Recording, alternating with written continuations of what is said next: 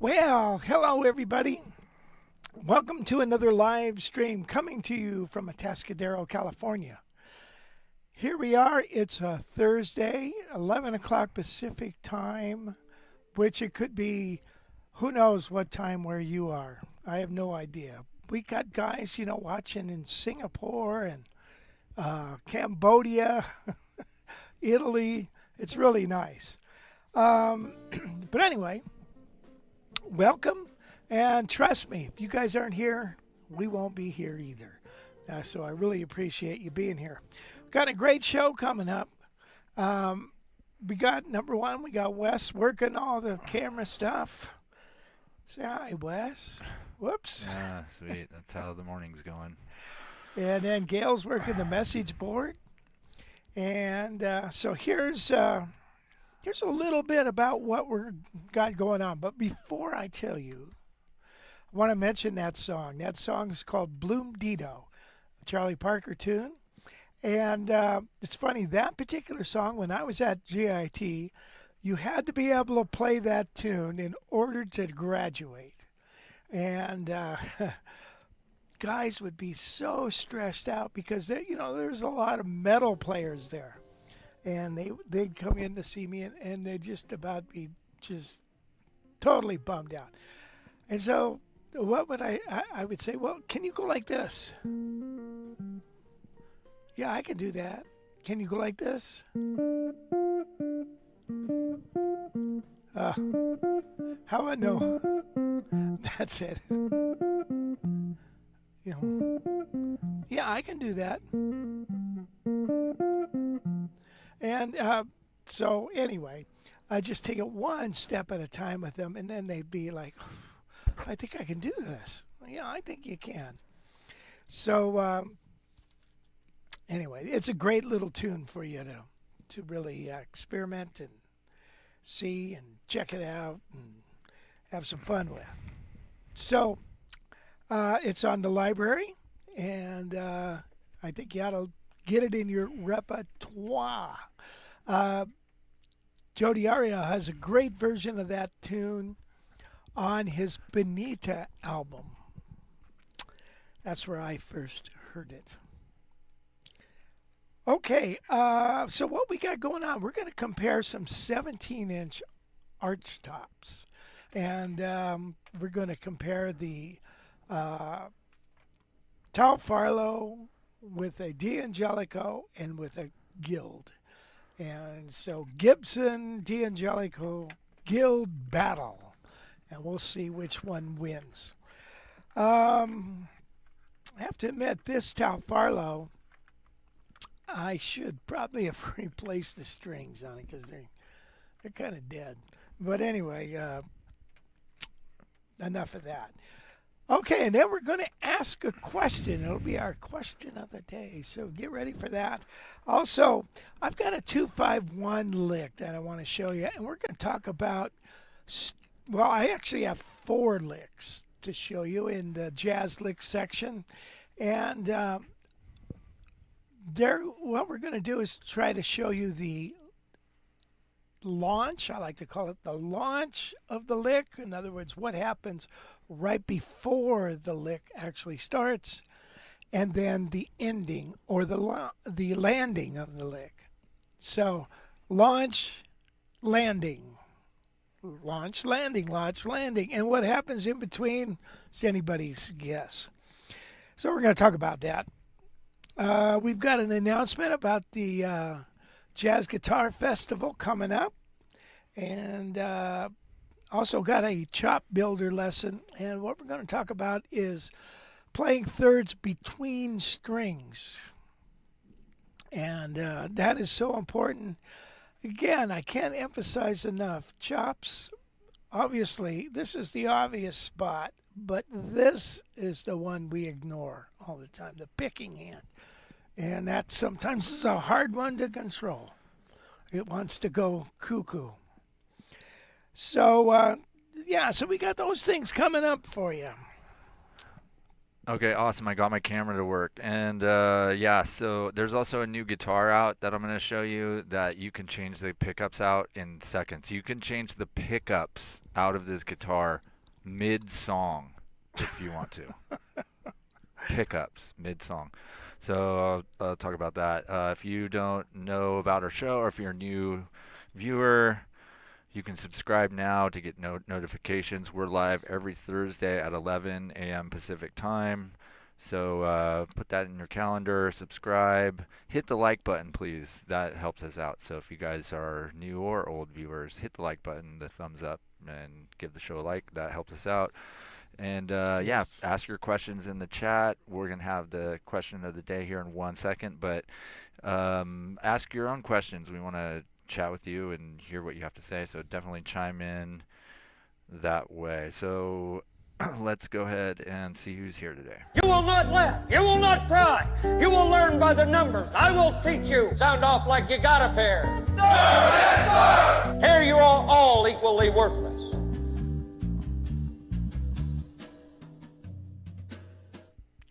All right, so let's see who's here. We have Rob from sunny Bronson, Missouri. Robert Dietz in North Carolina. James McNamara, how's it going, James? He's in Texas. William's here. What's up, William? William. Jim in Moore Park. Joel Henderson over in Indiana. How's it going, Joel? Good to see you, man. Gordon in Birmingham. What's up, buddy?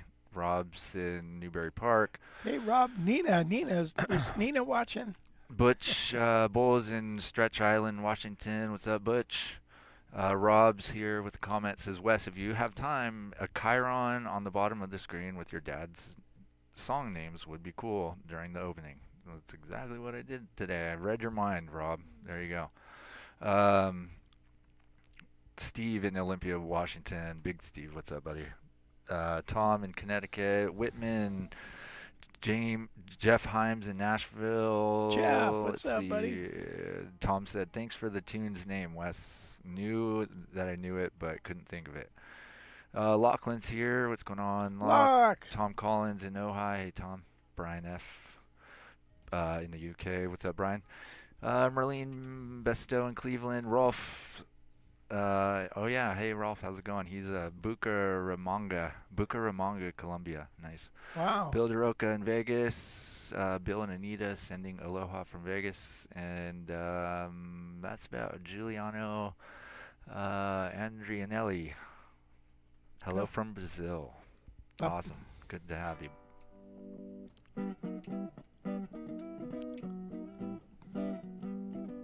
Okay. Hey, so hi, Nina. I want to say hi. That's Rob's wife. We graduated together in high school. And Danielle just came in from Connecticut. All right. Playing the Eastman Frank Vignola today. All right. Hey, thanks for being here. I saw when you were talking about Bill and Anita sending aloha from Vegas. So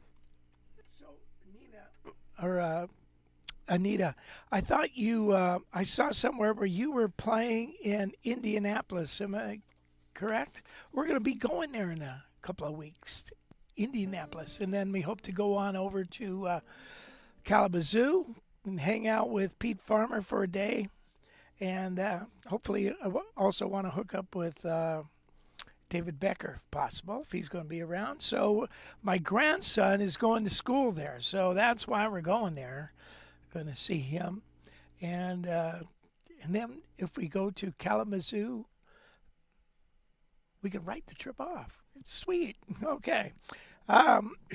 Anyway, shall we get to the question of the day? So, what is the question? And we thought about, what is your go-to gigging guitar?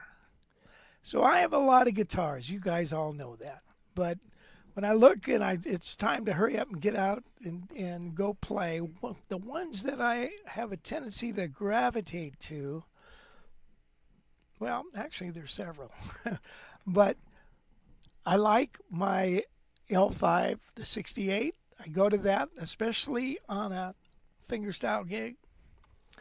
And then I've got an L4. I picked that up because I think, my hand kind of is not up to snuff, and it's a little shorter scale. But then, it's like I played a gig this last weekend with some of the finest players around. Charlie Shoemate on vibes, who I used to study with twice in Los Angeles, and Daryl Voss and Dylan Johnson, drums and bass. But I thought, it's a small group. We're going to be playing real soft. I'm going to bring that L5. I brought the L5 and played that and enjoyed that. If it's a bigger group, sometimes I'll take the Eagle Classic, or I'll take this. They don't feed back. The L5, forget it.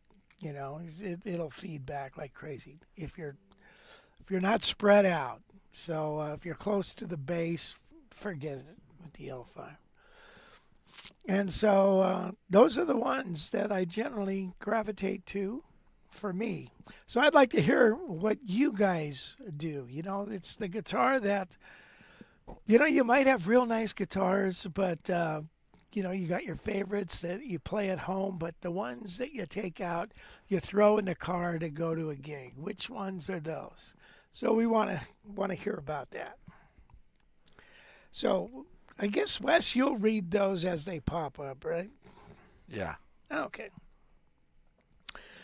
So shall we talk about what's new on the library? Mm-hmm. Okay. All right. First off, before I announce the big news, first off, I re-uploaded How Great Thou Art. I wanted to do that song this week, and we're going to play it in a few minutes.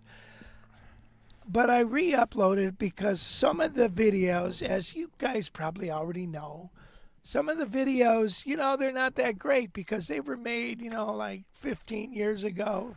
It's like one guy said to me, I can see the evolution of Rich Severson as I go through the library. And I say, you're like 20 years younger. Well, that's true. Also, they were rendered at such a small file that you could get them on your dial-up, so the quality isn't all that great on some of them. I would like to ask you another question. Does that really turn you off or not? I'd like to hear that. So, but anyway, we redid that one, and it's a better quality now. And that is well, I'll play the song in a minute. Now, for the big news. You ready? I mean, hold on to your seat. Are you sitting down? Please be sitting down on this. Do you want to announce it, Wes, or you want me to? I want you to, before I just put the graphic up and just announce it for you. So, yeah, go. Here I go. Ready? We lowered the price from $39 a month to $19. $19 a month. And it also gives you the mobile app. And this is going to be starting August 15th. So you're next. October. October 15th. Sorry, August is already past. Isn't it? October 15th. So $19 a month. I mean, what is that, like 3 cups of coffee? Starbucks? So, and you're going to get all that good stuff. And I'm going to be adding to that and adding to that and adding to that. The reason why we decided to bring it down, we just want to make it more accessible to people. We hope that it will be.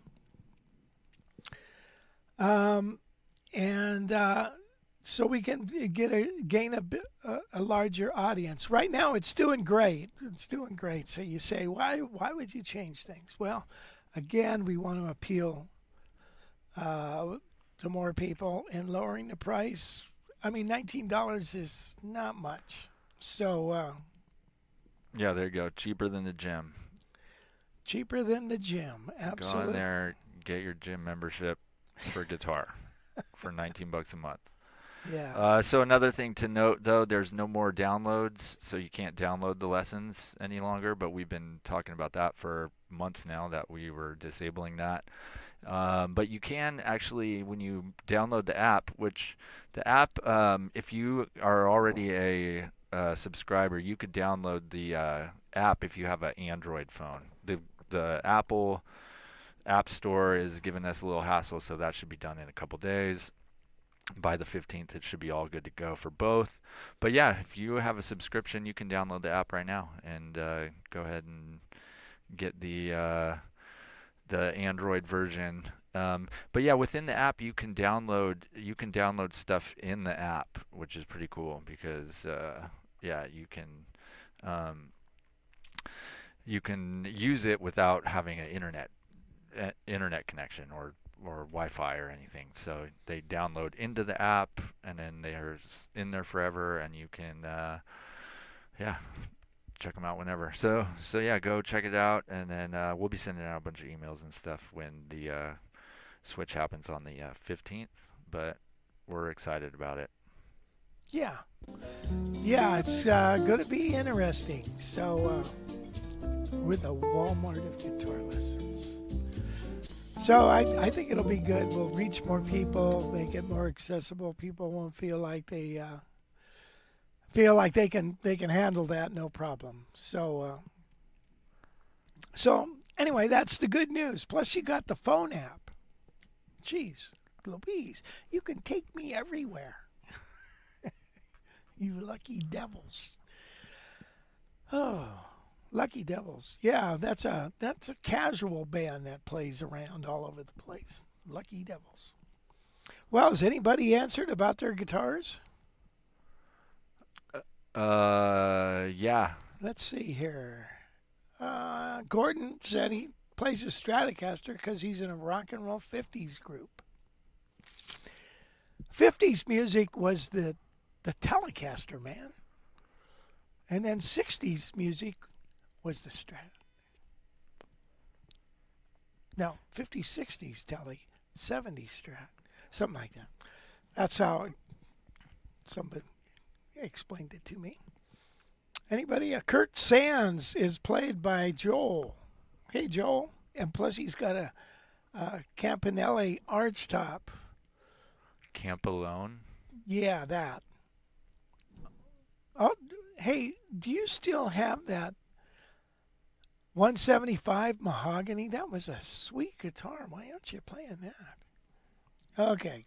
Joel, I don't know how far away are you from Indianapolis, but I know you're in Indiana, so who knows?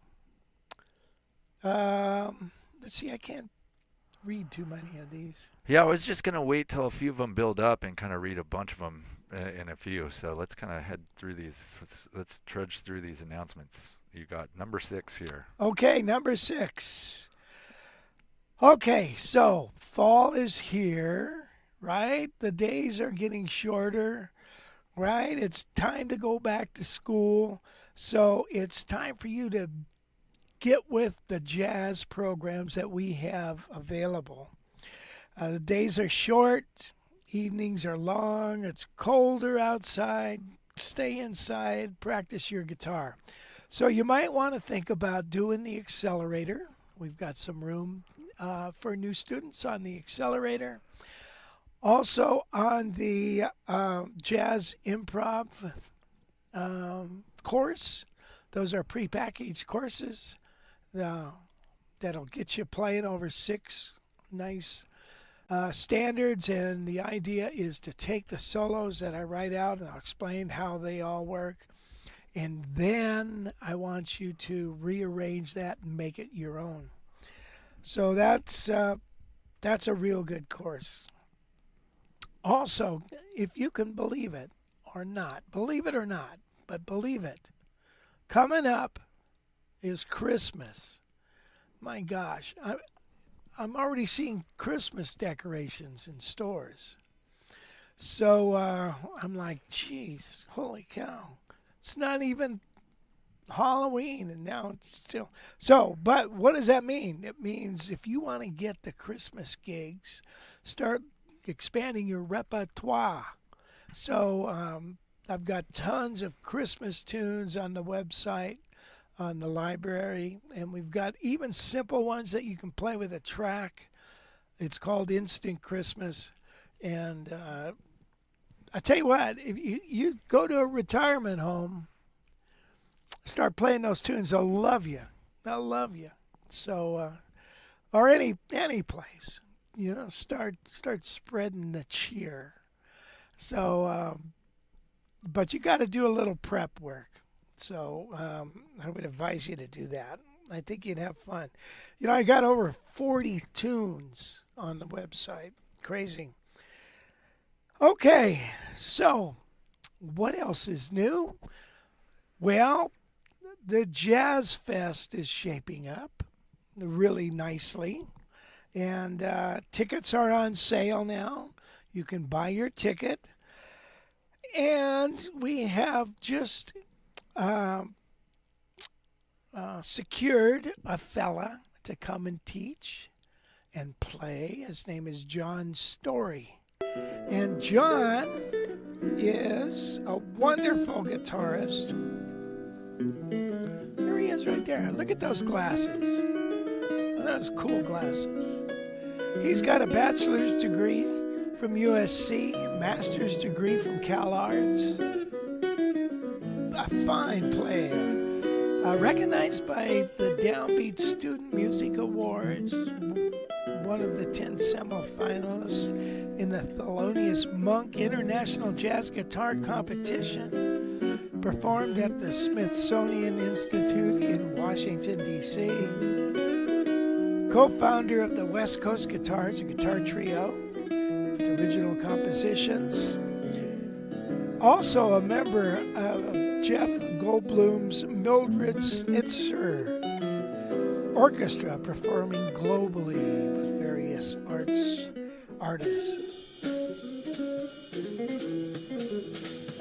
He's got a set of chops, man. He sounds great, too.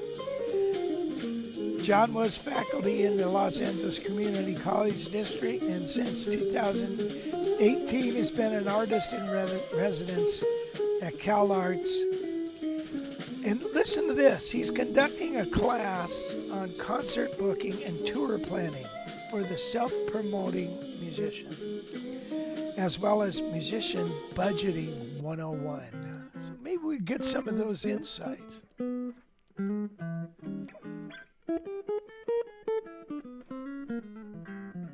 Yeah.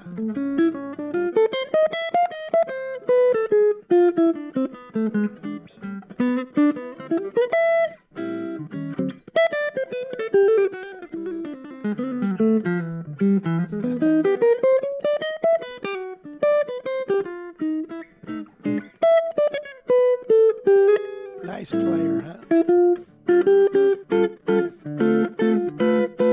And we hope to do an interview with him.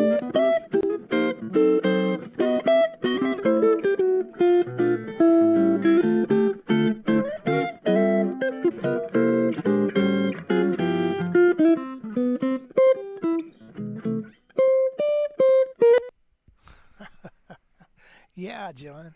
So that'll be very cool to have John there. Do you want to say when the Jazz Fest is and the details and stuff?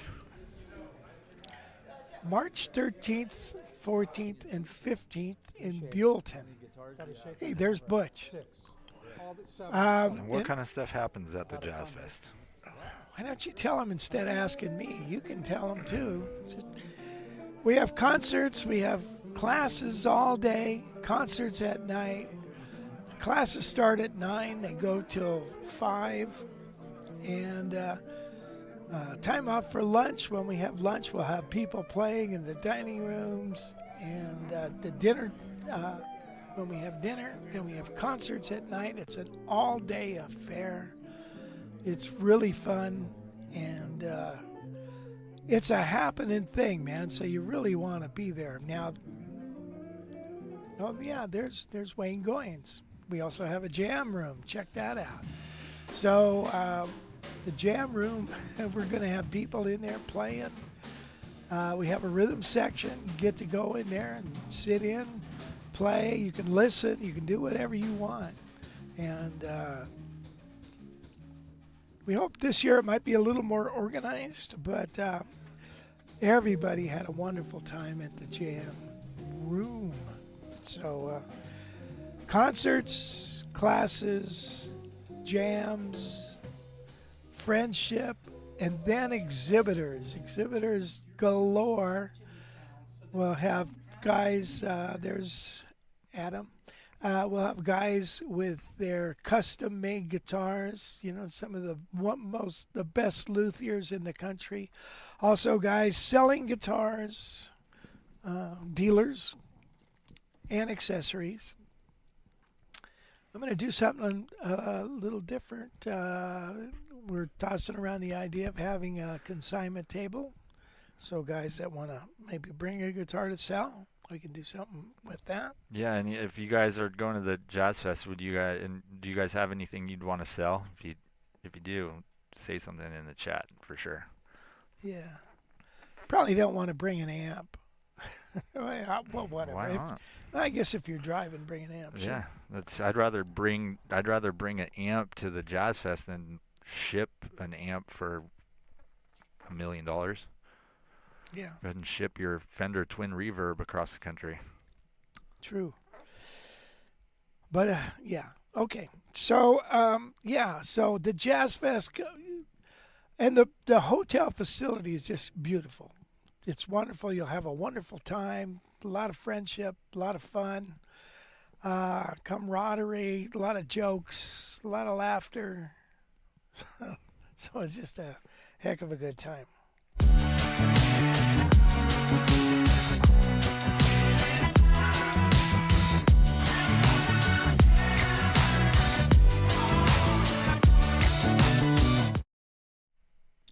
Guitars in and out. Okay.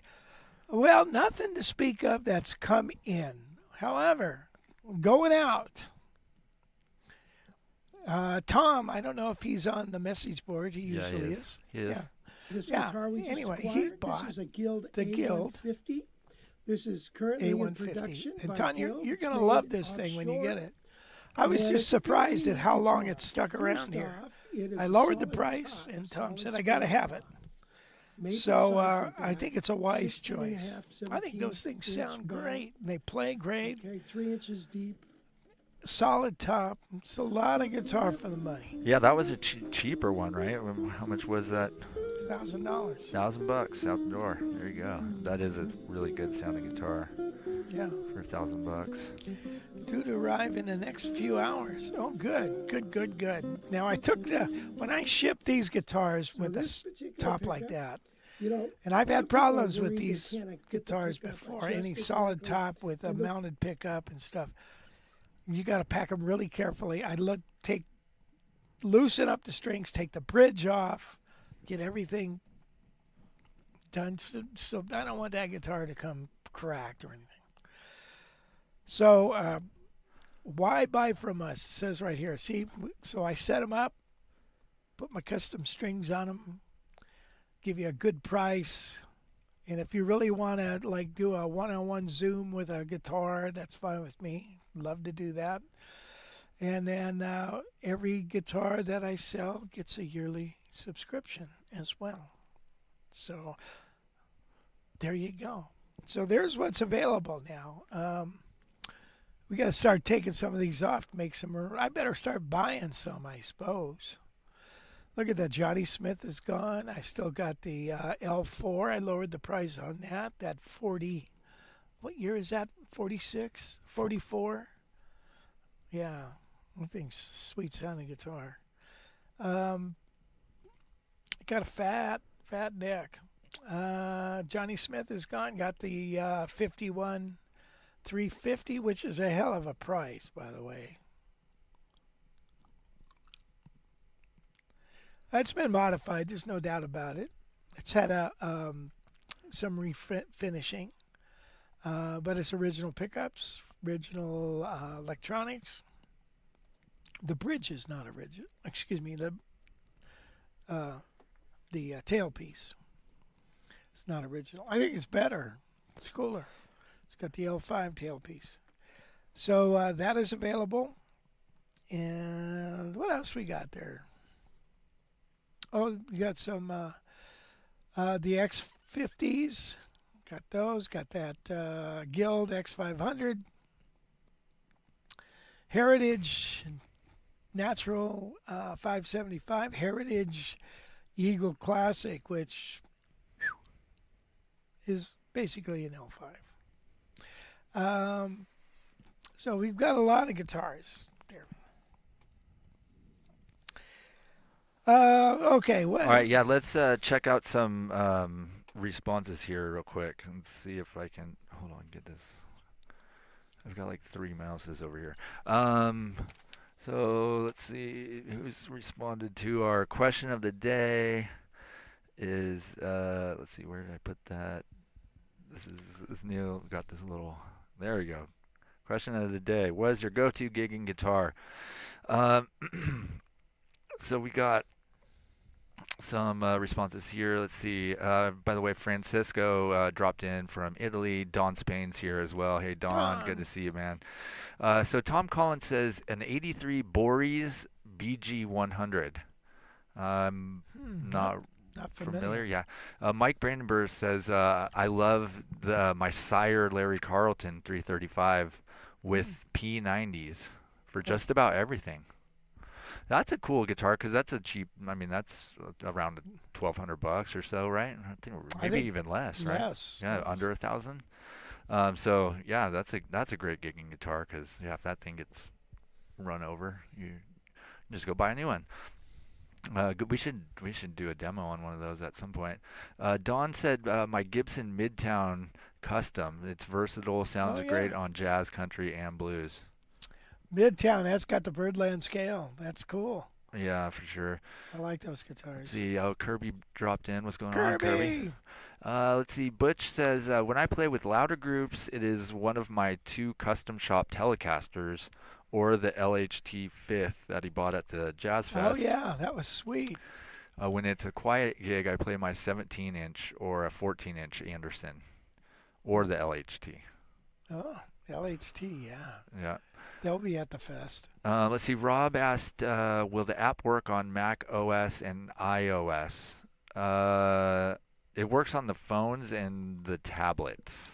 So I don't know if there's not a desktop app for it. You just have to go to the website. I think that's how it works. But feel free to explore, and if you, because I don't really know. I'm not really an Apple person, so although I do have an iPhone, but this is my first iPhone. Anyway, Gordon says no, Telecasters are firewood in response to his Stratocaster question or comment there. Rob says the Tele or Eastman AR480 with Jim. Flavius, I'm mostly playing an Eastman Jazz Elite. What is that one? I don't know much about Well, that one. those were made specifically for the guitars and let's see, guitars and jazz store in wherever that is, and yeah, they're a nice guitar. I've never had one, so they look nice. Yeah.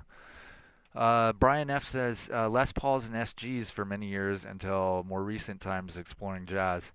Brian's got that Hofner that we were talking about last week that he's thinking about with no truss rod, so he's trying to get that thing ready, rocking and rolling. Danielle says Eastman 503, where I changed the pickup to a Benedetto A6. That's been the primary one I have been comfortable bring out regardless of the season.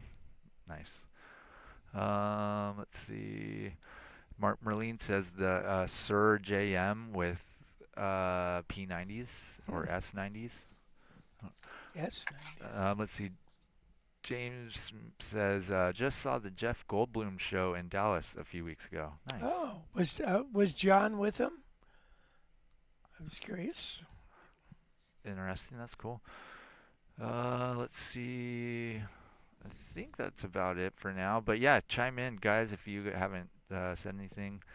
Let me know. Locke said he plays his Tal Farlow.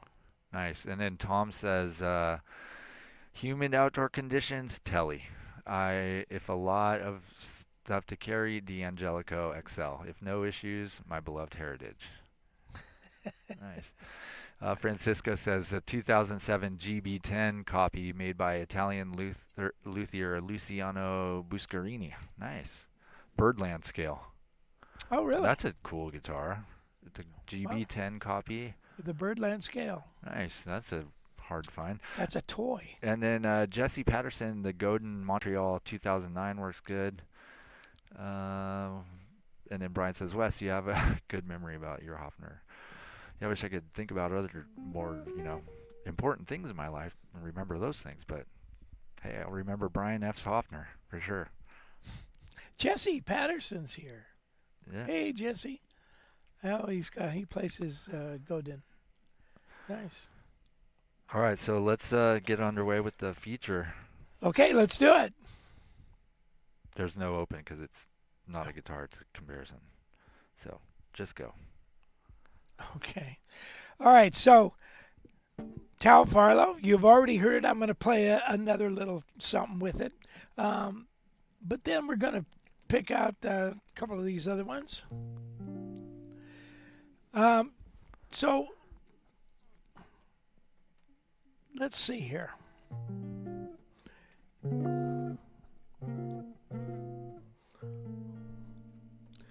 This is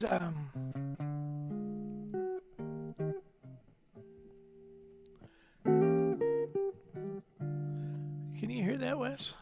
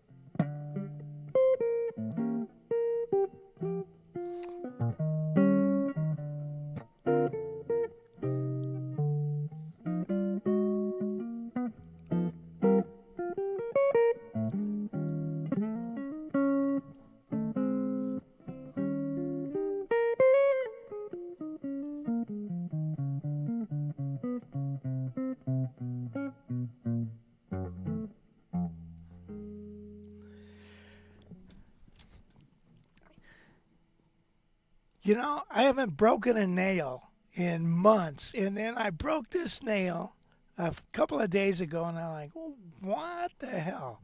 Oh, man. So anyways, I got some nails and some without. So there is the Tal. Let's play a little bit of Doxy here.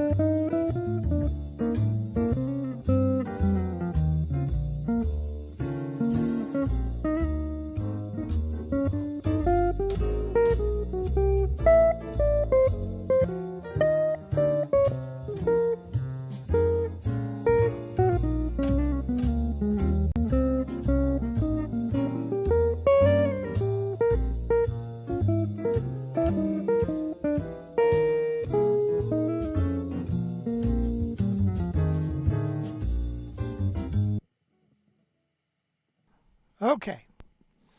You just heard it. So 17 inch, 3 inches deep, 25.5 inch scale. You know, I love it when people put in their descriptions the total obvious. 2 humbucking pickups, a volume, 2 volumes, 2 tone knobs. Oh, really? Gee, when did they start doing that? And this has tuners. Son of a bitch. When did they start putting tuners on guitars? So anyway, there is that guy. And this particular one is not for sale. So I'm always on the lookout for one. But if you want one and you don't want to pay the big bucks, get what Tom has, which is a 550 Heritage. So let's move on now to this guy.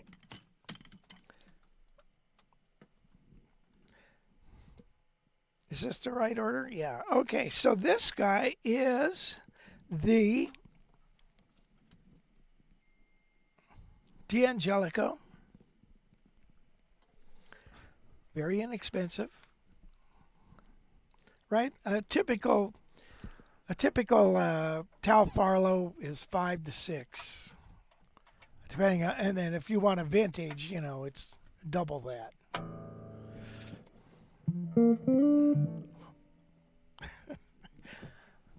Kind of hate it when guitars sound good. That's a pretty damn good sounding guitar.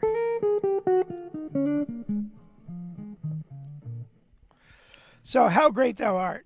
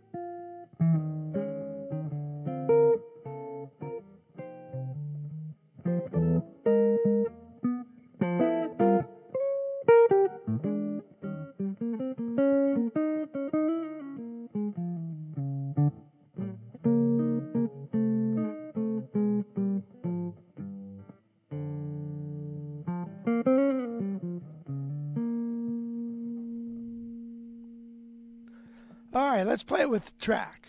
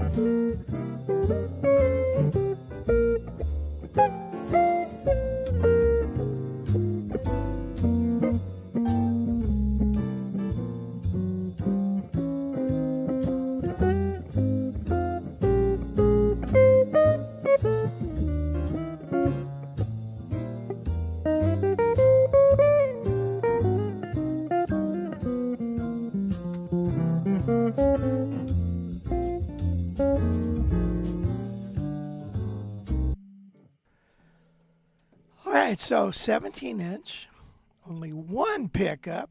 It's got the D'Angelico big old tailpiece, big old headstock. It's got a lot of mass, this puppy. And I think that's one of the reasons why it sounds so nice. Pickups are off the top. This, I think, is... What do you mean by pickups are off the top for someone who might not the pickups, the tone controls. Mounted in the pickguard, not on the body.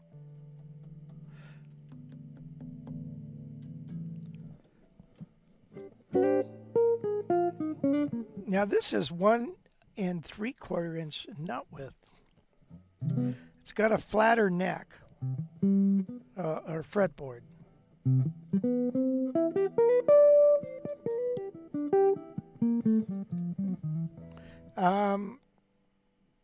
Nice frets. Same body depth as the Tal Farlow. Maybe it might be a little wider. About the same. Maybe a little bit over 3 inches. So this is the XL1. And it's a stunning, beautiful looking guitar. And so I think they're a great value. And again, it's a laminate top. And it's got a 3-piece neck. If you take a look at the neck, it's got the stringer going down the bottom, going down the middle of that. Whereas the Tal had the 5-piece neck. I believe these are made in Korea. They got the really nice tuners on these D'Angelicos too. That back is really pretty. Yeah. So the color's great. Yeah. This particular one, they called it a walnut. Does that look like walnut to you? Well, I'm not going to argue with them. And that guitar is for sale, right? That is correct, Wes. This guitar is for sale, made in Korea. I think they list for $17.99. And Yeah, it would be on the website, but then we can't discount that $18.99. on publicly. You would have to call to find out about the perks we offer. Yeah. So give us a call if you're looking for a brand new D'Angelico, because yeah, you'll get one that's fully set up with custom strings, and yeah, so it's a little better value getting it from us. Let me see who has responded to some questions here. All right, let's see. Dawn said, or let's go with Mike. Mike Brandenberger said, if it's a pure jazz thing, I like to use my Benedetto Bambino, which is a great one. Hold on here. And then Don said, for a less expensive gigging guitar, I love my modified D'Angelico EXL-1 with the Gibson 57 pickups installed. When I want to brave it, love my Super Eagle. If I need versatility, the H535 or the Gretsch CG. Aha. Nice. Butch asks here, isn't the Tal Farlow essentially an ES350 in terms of construction? Only difference would possibly be pickups, electronics, and inlays. Well, also, the 350 is wider, 3.5 inches, or 3 5/8, something basically like this, a little wider, and L5 wide. The Tal is 3, so it's just a little not as big, and so that's one of the differences.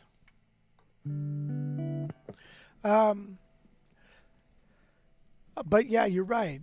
Tal played a 350, and then they came out with the Tal Farlow guitar. Yeah, and before we get to the guild there, Gordon did say that D'Angelico is a stunning looker, and you're getting a great sound from it. So it is a good-looking guitar. It's hard. Those red guitars, man, they're eye-catching. Yeah, and people see, they hear with their eyes. Man, that guitar.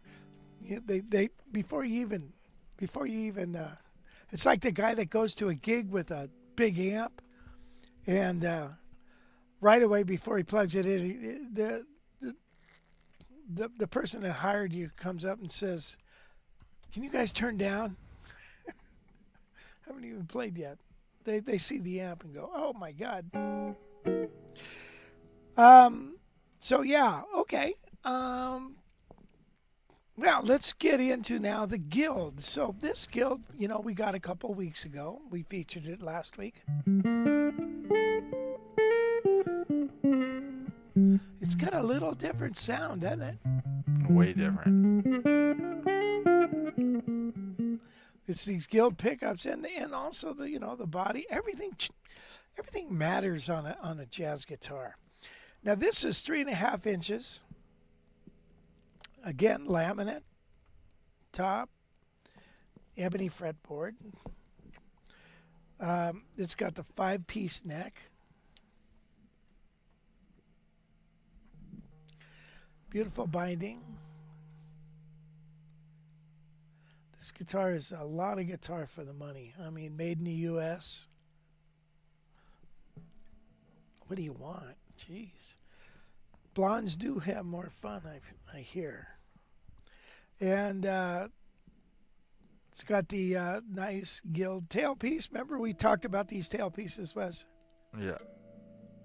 And how they ring out. Kind of weird, huh? It's the harp tailpiece. Let's play a little Doxy on it. Some more Doxy. More Doxy to go.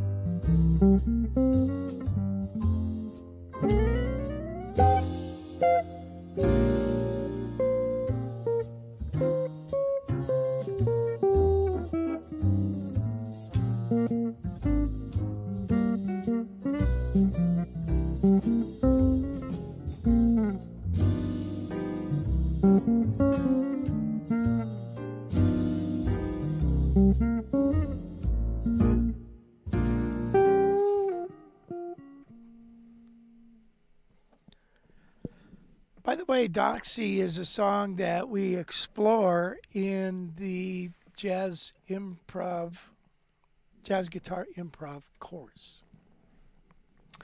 Fingerstyle.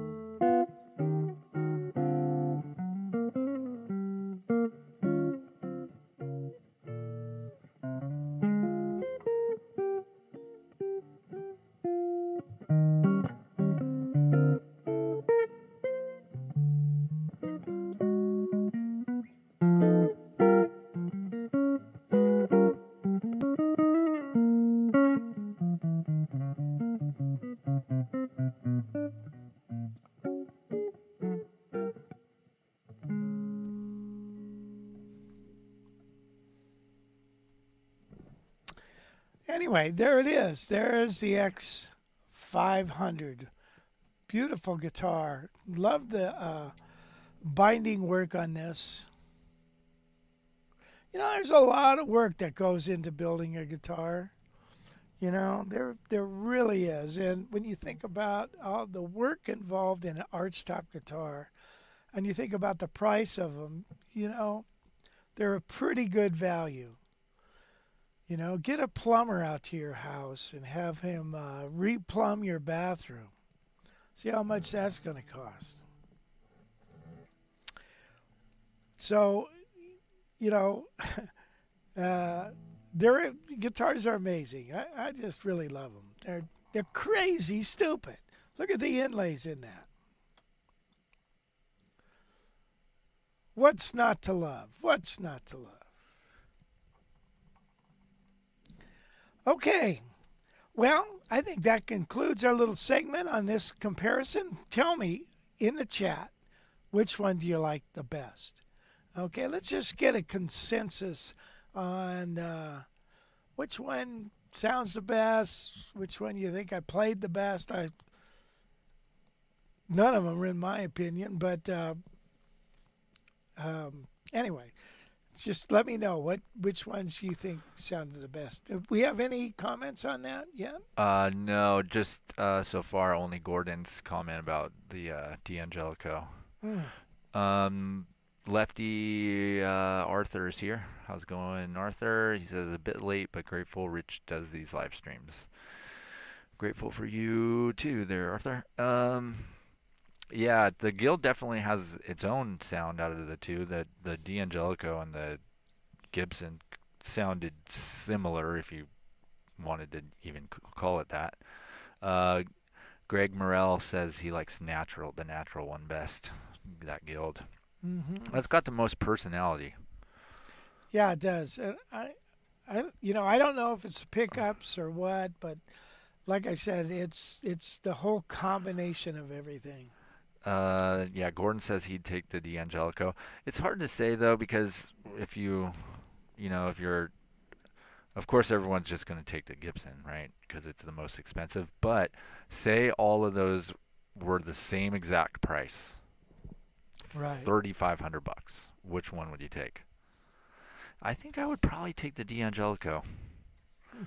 Just because it sounds good, nice and dark, but it looks the best out of all of them. It does have a good look. Yeah. Redhead. Or if there was no there was no label on any of the headstocks, Yeah. just That would be a fair test. right. Yeah. Yeah. That would Lefty Arthur says Guild. Yeah. be. So Good. Yeah. Interesting. and it's not too late to chime in on the question of the day too. You guys have a gigging guitar that you go to for gigs. Let us know. We want to hear about it for sure. Mm-hmm. Yeah. Have you ever taken a D'Angelico to a gig? Yeah. I have. Yes. It was fun. It was fine. But I don't like one and 3/4 inch nut width. This is probably the skinnier nut width to me. It feels. Wow, that. I mean, this would make a great recording guitar. Mike Dana would bring one of these to the camp, and I was like, God, Mike, leave that home. It sounds too damn good. Cool. And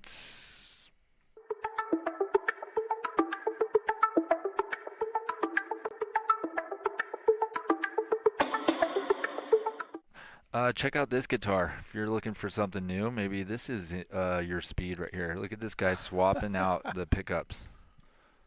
That's how easy it is to configure your pickup setup with the Voyager modular guitar by Reddick. Yeah, Reddick is just putting this thing out, and it's $14.99, and then each one of the modules is $179.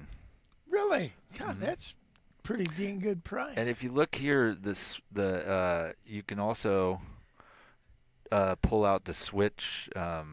Part? See the Yeah. switch configuration there. So depending on whatever you're using there, yeah, you can kind of customize it. Let's see what their video is all about. So yeah, it just came out. You can view this video on YouTube. Actually, didn't just come out. This guitar is for 4 years ago. My name's Ian Reddick. I'm the creator of the Voyager modular guitar. Its patented design lets me swap out the pickup modules in seconds, totally tool-free on stage or in the studio.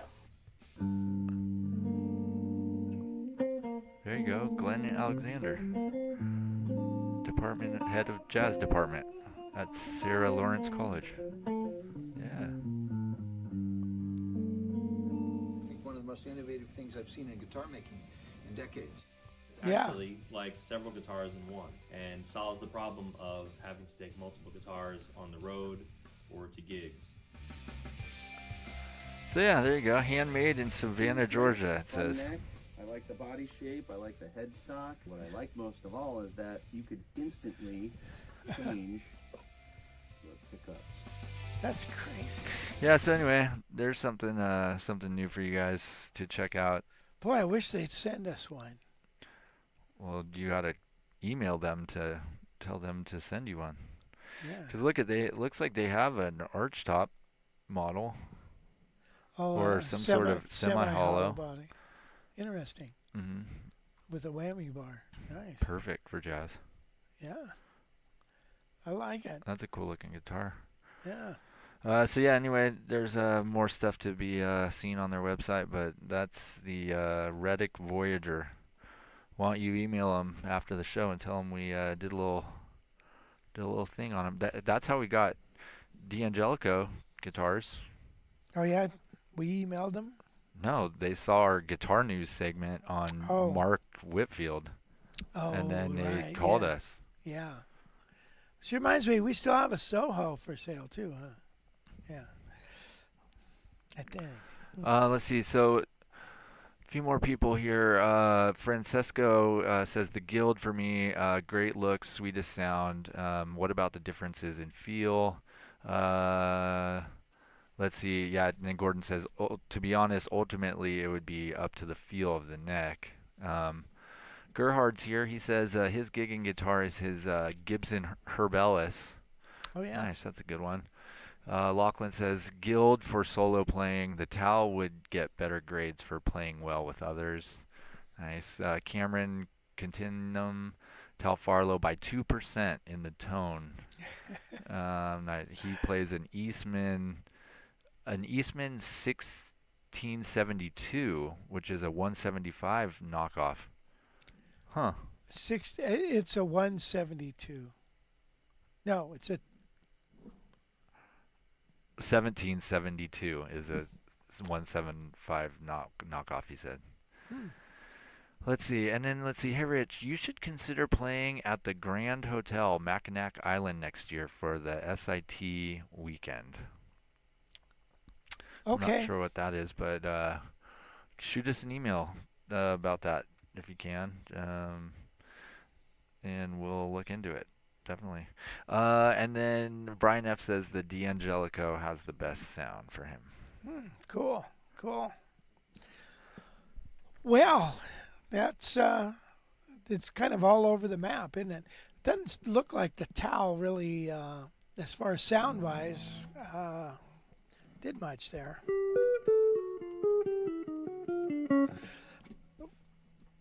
So, yeah, keep making your comments as we somewhere in time weekend. I've never heard of that. So I don't know. I feel like Cameron. Are you talking about the 372? Yeah, that's this what is it the L5 copy thing, right? The 175 copy. Or 175, yeah. Yeah, 372. Yeah. Let's see. And then Rolf says, "How Great Thou Art" was written back in the 1800s by a Swedish guy named Carl Boberg. When Elvis made his recording, a Swedish pianist told him it was an old Swedish hymn which had Elvis surprised. Huh. Interesting. Yeah, sure. Yeah, the Swedes, they make the music. Yeah, sure. You boys want some pop? Do you want to take a break? Why don't we do a lesson and then let's do the chop builder and then take a break, okay? Okay. There's not much on the back end. No? All right, well then let's take a break. You just have one. Okay. Yeah, let's just take a break now. You want to tell them what you're going to play them? We're going to play a song. It's called Right at Home some of you have seen it. I made a video of it. It's the Stumbleweeds. That was a little country group. Well, not a little group. They were big.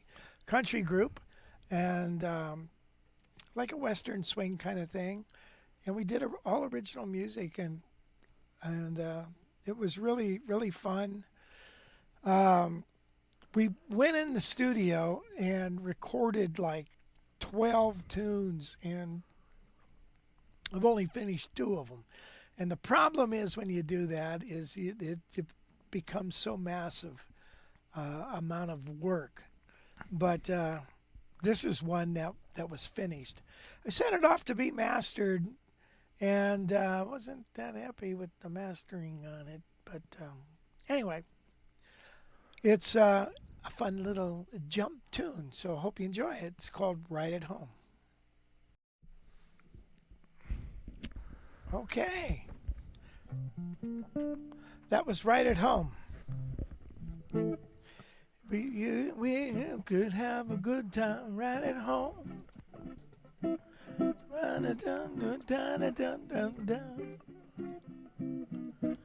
We can right. It's like A-Train.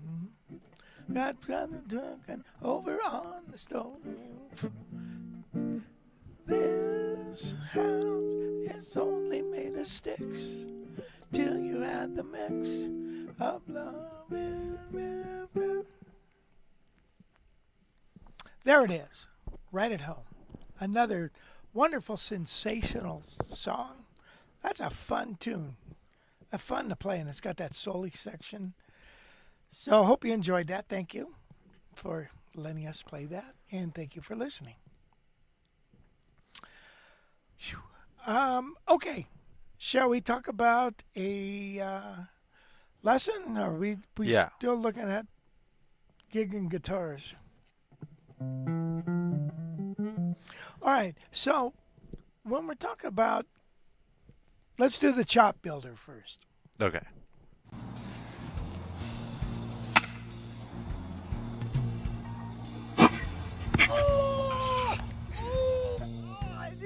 Chops builders, single note technique lessons. So a good chop builder is playing thirds. Now, thirds are in every song. Every melodic song is, I guarantee you're going to be playing some thirds in it. Now, one of the things that is really important, and it's really good for this hand, is to play third the neck. So, in other words, let's say we take a C scale, and we're going to go, and I want you to play those as a downstroke, and then this is all downstroke. So any given third is going to have a major and a minor third, you know.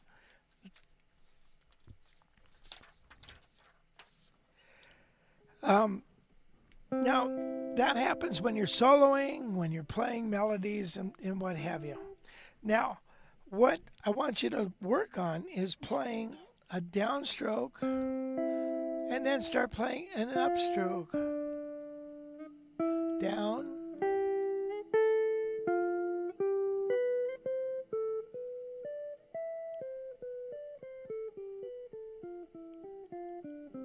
Now, as far as fingering goes, you can use any fingering you want.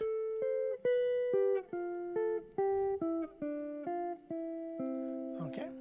Now, when we play thirds on the next 2 strings, we've got the G string and the B string, still keeping in the key of C.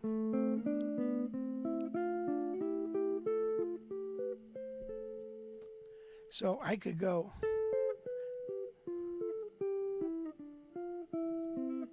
Well, you'll hear when you go out of tune, and then go up on the next string. Now when we come down to the the 4 and the 3, that is going to be a minor third, major.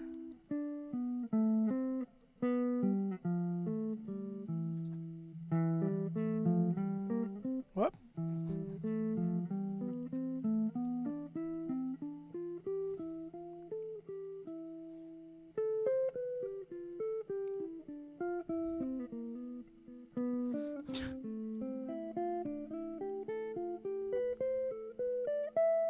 And you want to do it with all the string groups.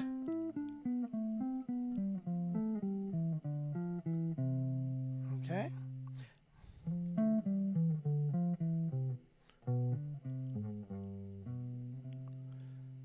Now, that's all well and good. That's a great exercise for this hand. To pick any key. As a matter of fact, you want to pick several keys and do it in several keys. And play your thirds. Remember, when we start and we have the root, let's say we're in the key of A here, what we're going to do, it starts with a minor third, right? The 1 chord, major and the 2 chord, major, the 3 chord, excuse me, God. Major, the 1 chord, minor, the 2 chord, minor, the 3 chord, major, the 4 chord, major, the 5 chord, major, the 6 chord, major, the 7, and back to the 1.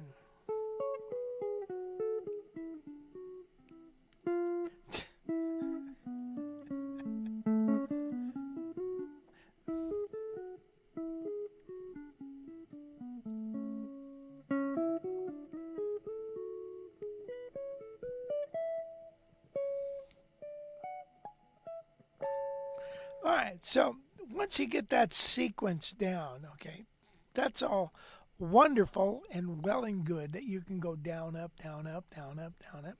2 down strokes in a row, 2 up strokes in a row. Now let's get complicated. You know, when you look at a major 7th chord in arpeggio, you have a major thirds from the root and the 5th.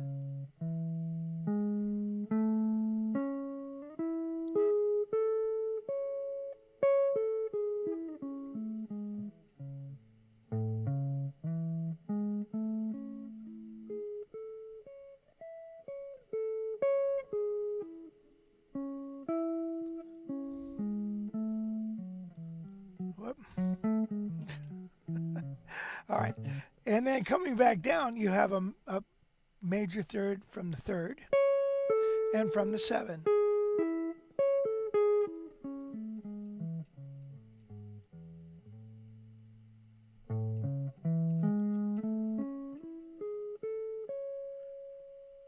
Now let's take that major chord, and what we're going to do is, instead of focusing just on those tones, we're going to use and interject some other ones. So, in other words, the root 3, 5, 7 is going to be our go-to tones, but we're going to put some other stuff in there.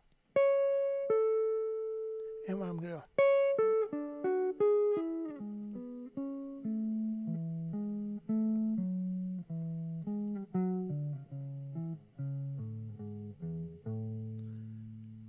So I'm playing thirds, but not always around those tones.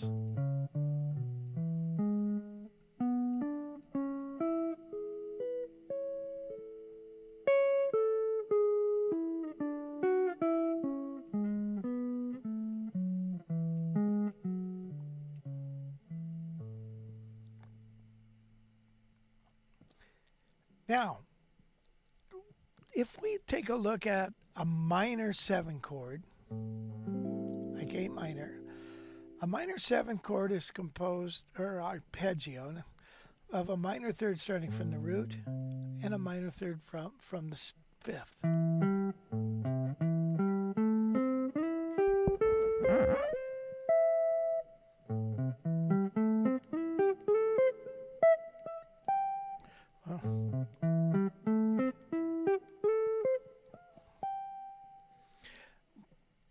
See how that works?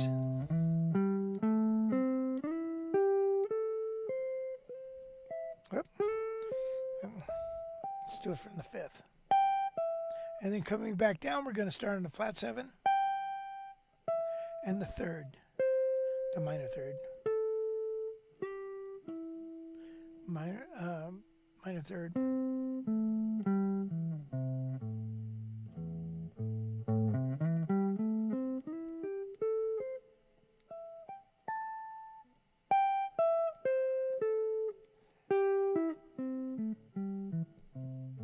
And there's a minor 7 arpeggio.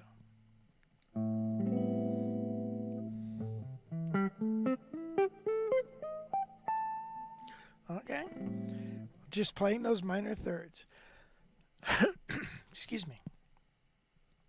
Now let's do it like this.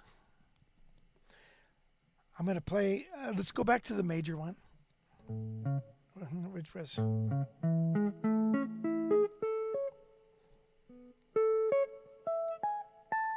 And what we're going to do is play one forward.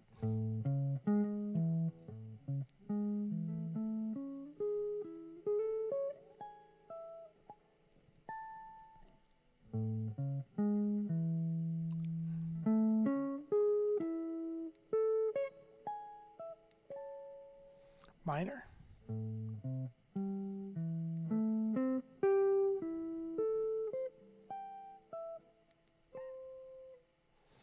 Coming back down.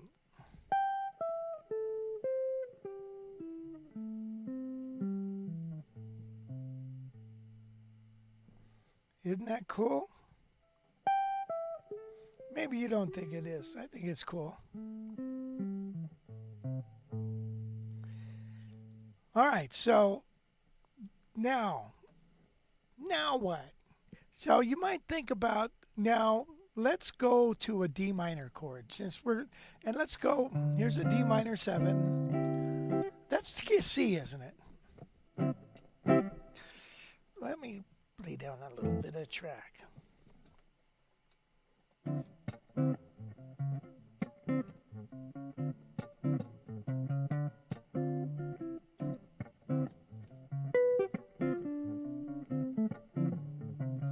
Now here's my minor 7 arpeggio.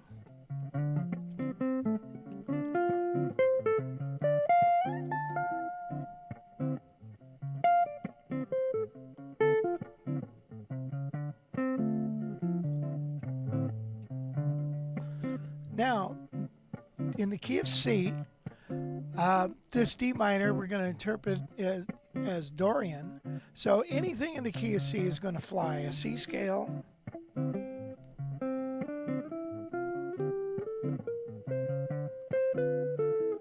right? It all sounds good. Now let's play our C scale.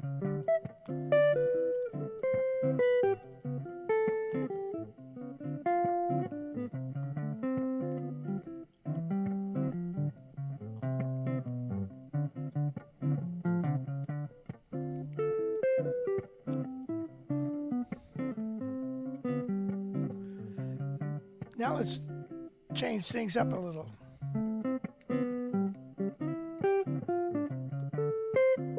As we play across the strings.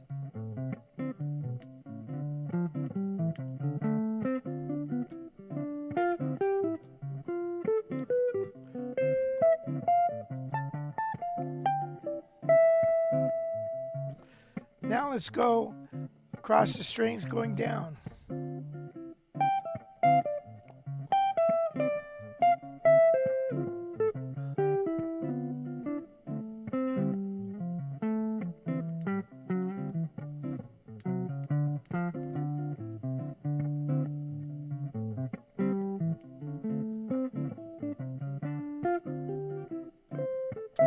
Now, the key of F, the key of C has an F major 7 in it, right? So if I do an F major 7 arpeggio, it's going to sound neat.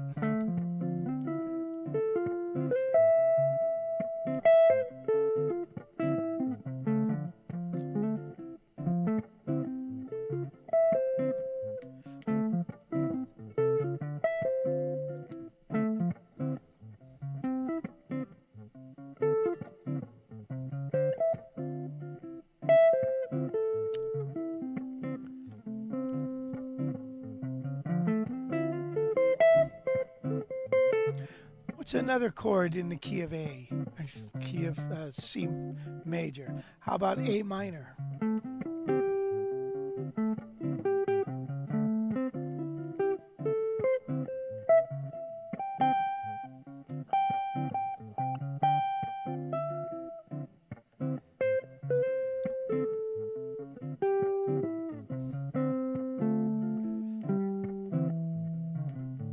How about G dominant 7? Now, a dominant 7th is a combination of a major, starting from the root, and a minor from the 5th.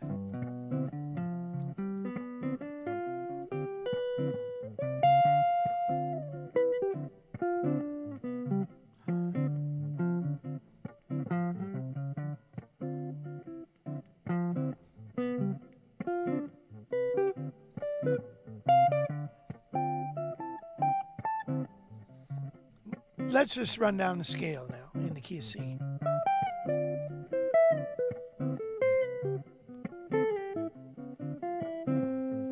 Now let's go up. Let's go and start here in F.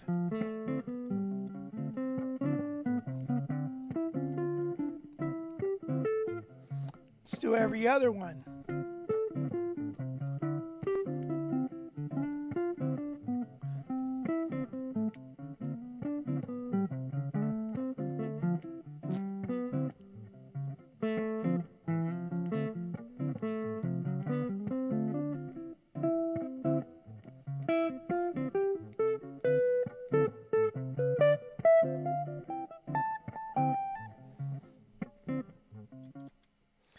All right, so playing cross strings is really, really important to develop that skill. I think you end up with some really nice lines, right? It's pretty easy.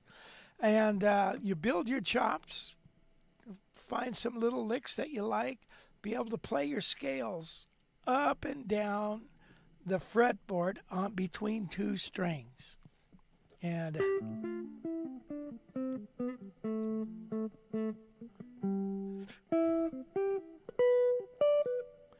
then start taking bigger skips. And then you'll find you will not run out of ideas, right? A lot of us, when we begin, we gravitate to the blues scale. So I got D minor, so I'm going to go. And, after a while, after about 30 years of doing that, you get pretty tired of it. So this way, interpret the D minor or any minor chord as the 2 chord, and then play in the home key of the 1.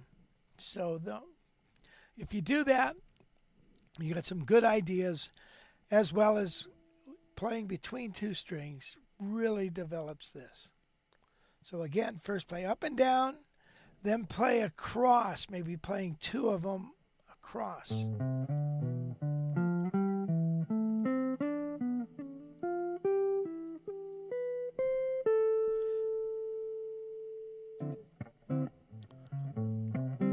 Wow.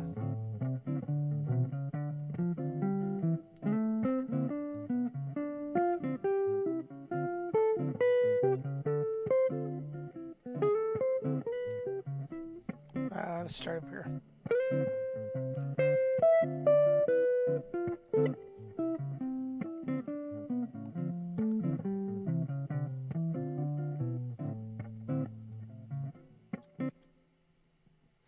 Get the idea? All right, let me know if you like that lesson, and I'd like to hear your comments. That concludes our Chop Builder for today.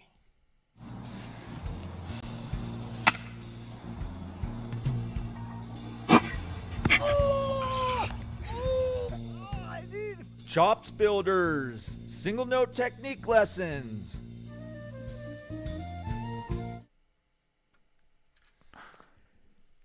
Okay, well, hope you like that one. Let's see, there may be a few more people in here since we last checked. Philip Dew says, "Hey Wes, we have good waves in France. Biarritz and Saint Jean de Luz." I've heard of B or 8s, I think, something like that. Bill Nelson dropped in. I think most of the same people we've been talking with. David Moore. How's it going? Yeah. So, Cool cat. He thinks the guild is slick. Cool cat. Cool. Cool. I like hearing the Stumbleweeds when we both played at. Oh yeah. Oh, that's right. I forgot about that, Jimmy. We played at this big winery, and the Stumbleweeds, played one of our few engagements, and that was really fun there. Okay, so again, if you like these live streams, please see it in your heart to give Wes a tip. I'd appreciate it, and I'm sure he would too. And thanks for all you guys who have done that. Okay, any other questions? Nope. Nope. Well, why don't we move on to our next segment? And what we're going to do is a jazz lick, okay? Jazz lick. A lick that's jazzy. I know. I'll use the May I Help You riff. May I help you? Yes, my good man.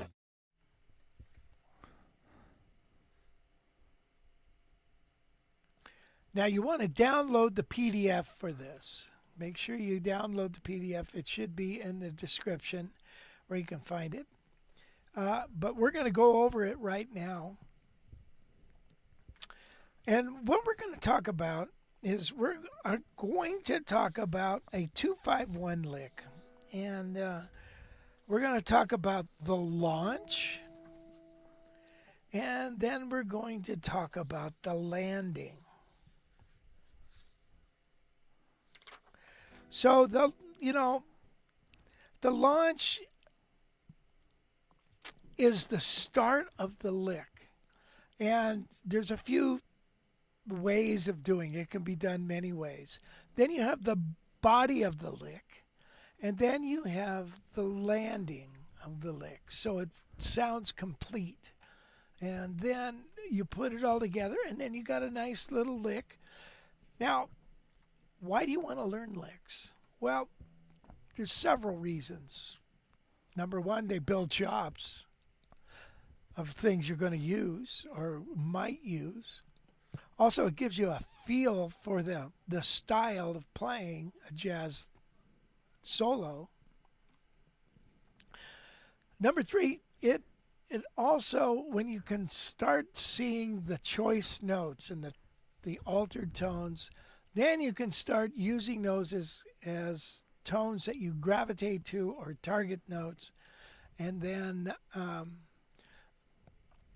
pretty soon you're playing jazz, right? So we want to learn these. Now, I'm going to show you 4 jazz licks. Now, let's start with the first one, and that is this. So if we take a look at the music here, Wes, do you have that hooked up? Okay, good. Here is the launch right here. It's just these 2 simple notes that encase the target note of G. Now, quite simple.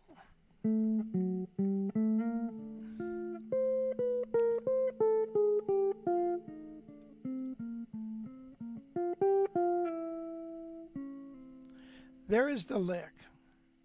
Now, I'm within, okay? If we were to think of this as G minor, this would be like almost 2 important notes from a D7. So it almost sounds like that, doesn't it?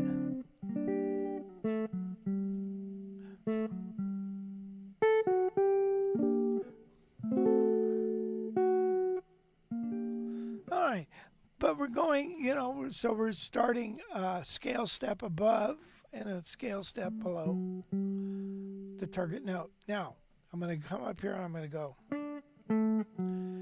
Now, within the body of the lick, I'm going to play a triplet right up a B flat triad.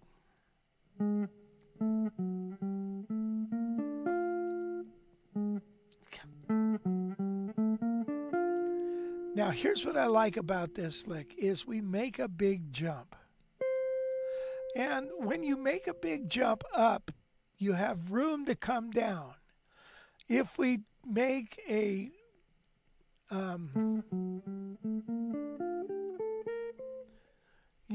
we could almost keep going if we don't have a big jump. When you have a big jump up, you want to come down. You want to trickle down.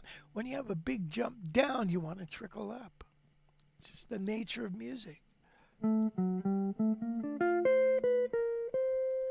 So there's our first measure. Now, so I'm sweeping through that.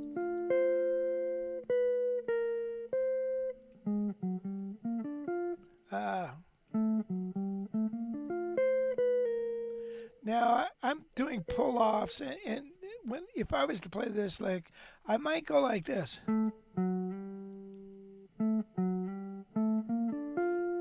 And then pull off. Now the next lick, and if you could go to the music, Wes, here is the 13. Here is the sharp 5. Come on, right. To the 5, and then here's the flat 9. So those are important notes.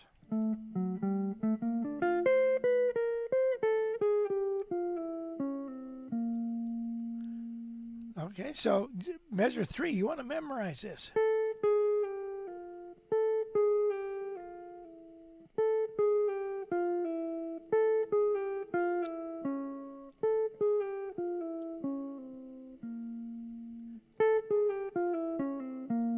Okay, and now for the F major 7, we're going, and then,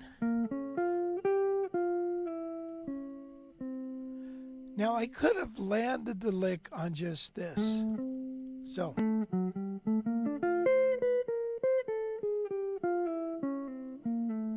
it comes to rest, doesn't it? However, on our landing, think of it this way. Go ahead, go full camera. When you bounce a ball up in the air, it doesn't know exactly where it's going to land, does it? Okay. Once it hits, does it go plop like there's nothing there? Like a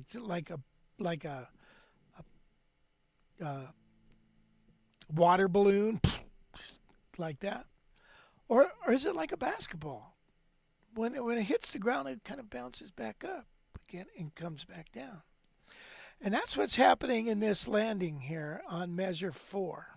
If you take a look, measure 4, we're going over this, a B flat minor,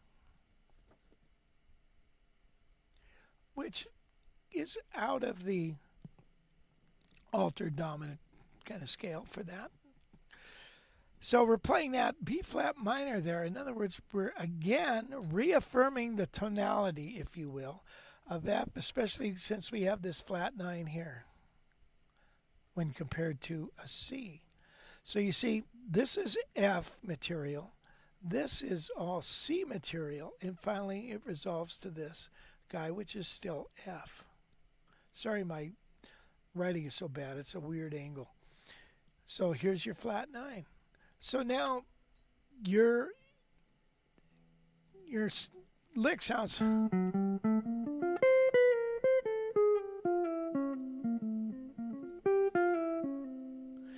going to lay down a little bit of track here. Maybe. Let's see.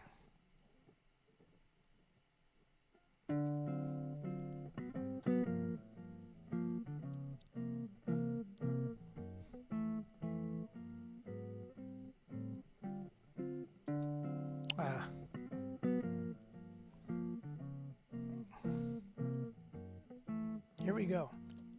1, 2, 3.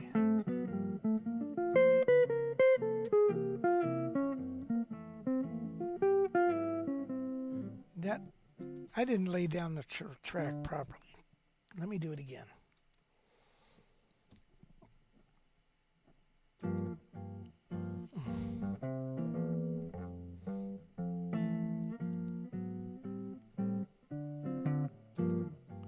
All right, so we're going 2, 5, 1, 6. 1, 2, 3.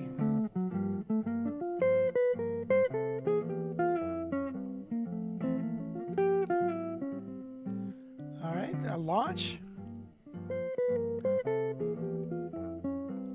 Landing.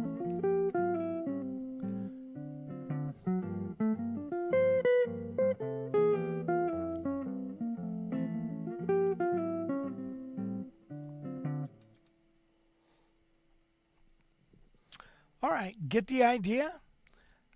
So the launch could be many different things. It could be 3 notes, 4 notes, 6 notes, who knows? In this particular instance, we're going to start, let's move to measure 13 on here because it's in the key of G still. And this is a 3-note triplet.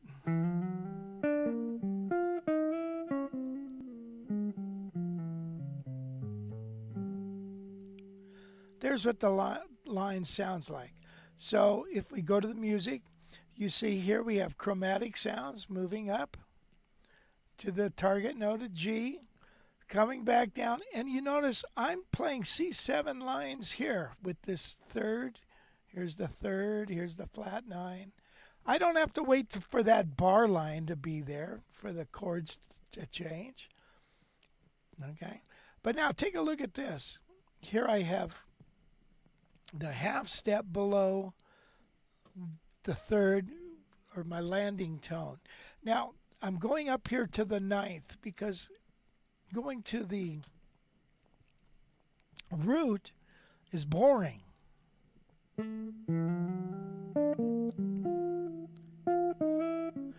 That's another thing right here. Back to the music. Is I'm encasing right here the third.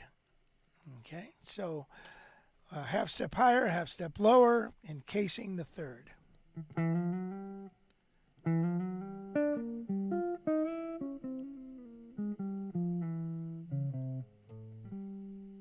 All right, now I could continue with more material on that F, but I don't think I need to.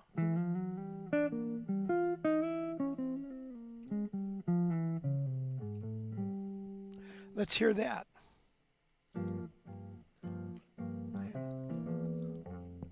Here it comes. 1, 2, 3.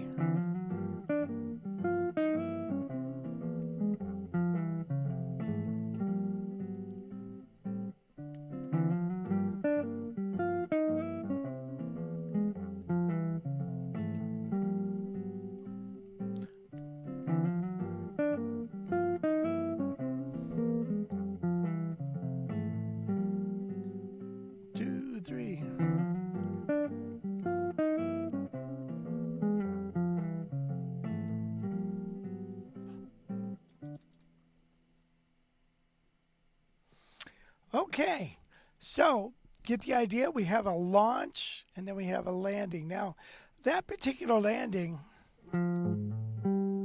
I could continue maybe.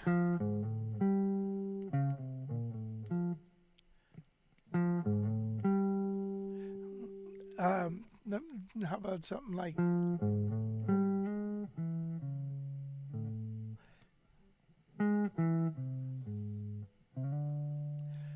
It could be anything. Going back to the altered dominant sound and then to F. Let's go over and take a look at measure 7. Measure 7, we just have 3 little notes.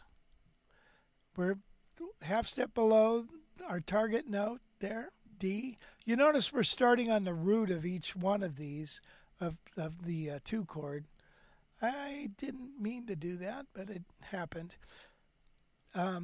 So we're starting on that, and then we're coming over. I'm playing the root and the minor, flat 3 of the D minor. This right here That's an A minor arpeggio. Okay, and then now we have the flat 9, target note, sharp 5, target note, sharp 9, flat 9, and then we have a little landing lick. So our landing lick is this. Now our launch is simply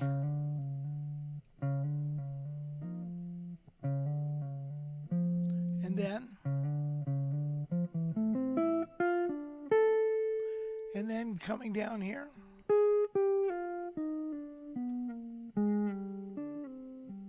Now we got to get the tonality of D minor to G to C in our head.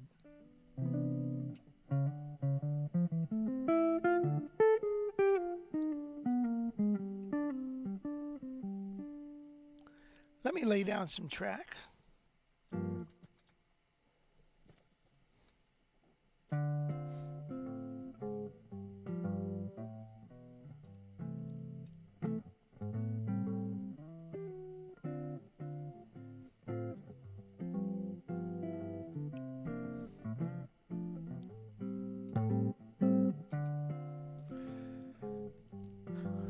Let's see if this works. 2, 3.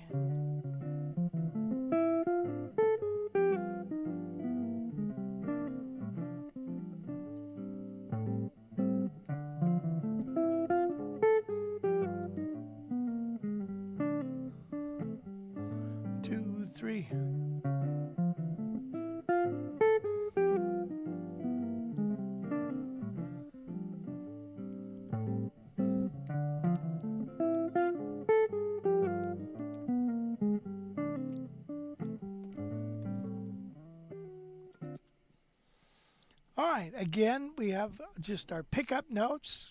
I like to call it the launch because later on you're going to see that you can launch with a lot more than 3 notes. Okay, now the last one, we're just launching with 1 note, just a half step below the target chord. And again, this is an A minor triad. And then we're coming down, we're playing D minor here. God.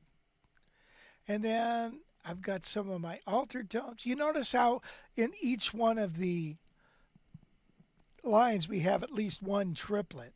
Okay, so you want to have those slurs in there.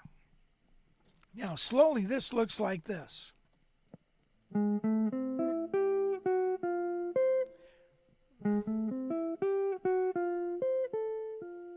3, 4, da, da, da, da, da. 3, 4, da, da, da, da, da. Now I'm going to come down, I'm going to go.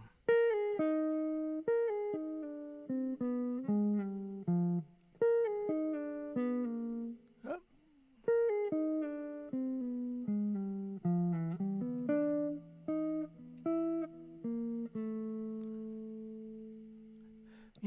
By playing this chord, it almost sounds like that for the C.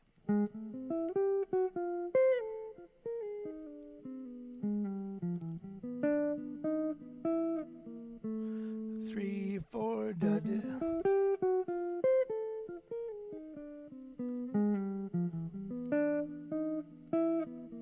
Let's hear it with the track.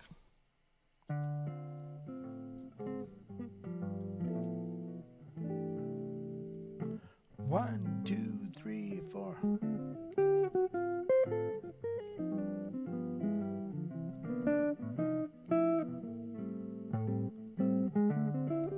Whoops.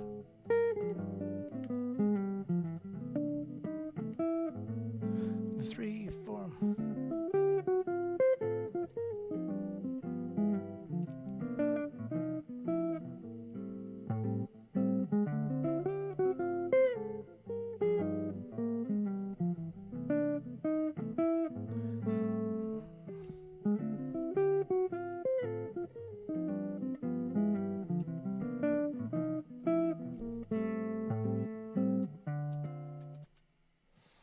How many songs do you know have D minor, G7, C? Like a million of them? Or G minor, C7F? Like another 2 million? So, all right, so get a feel for these licks, okay? You want to get the picking all squared away so you know what you're doing with the picking. Get the sound of them in your head, and from there, you're going to start creating your own. Okay, so, hey, this concludes our jazz lick of the day. Wait, hold on. We got some questions here. Okay. Tom asks, so Rich, are you outlining the B flat minor to imply the key of C major, even though we're resolving the 251 to F major? What? No, not C major. No, C dominant. There is no B flat minor in C. In C, in the key of C, but in an altered C7 scale, you can find one. And then Lachlan is asking here, since you're discussing the launch, I find coming out of the head and launching into a solo difficult. Thoughts? Yeah, play off the 5 chord it's going to. All right, so let's say I found this out a long time ago, like Stella by Starlight.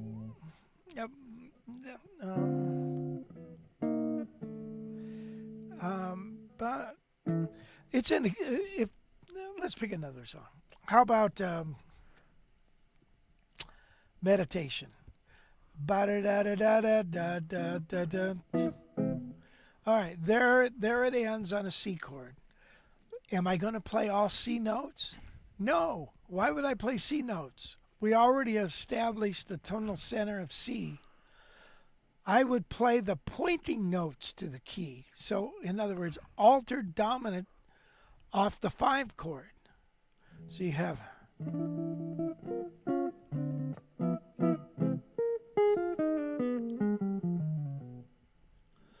That's all off this. And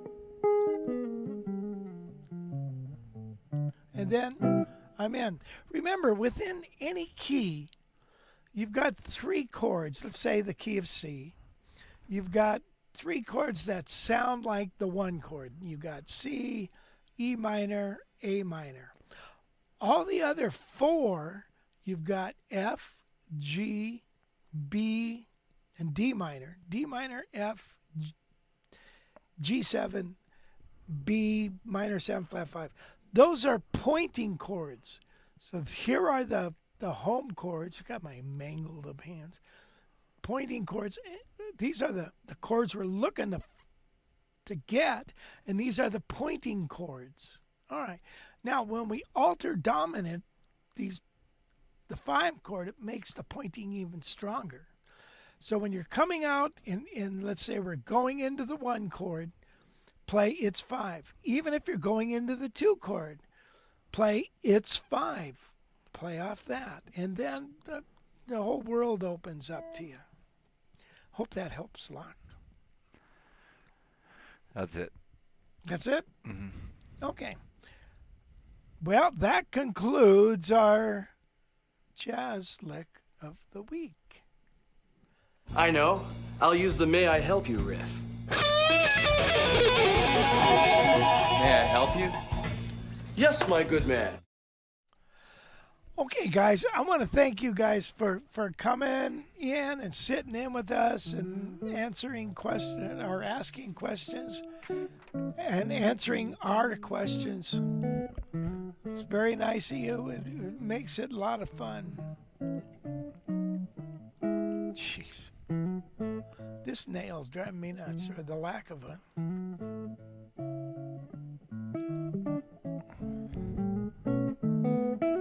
Remember, we're here every Thursday.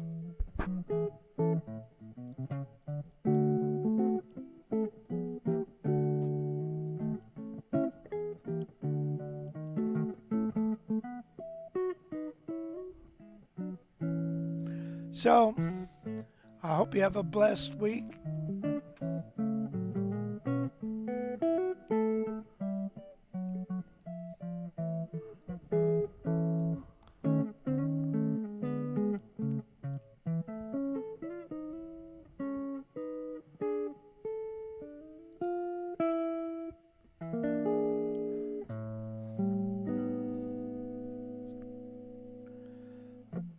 We'll see you next week, guys. Have a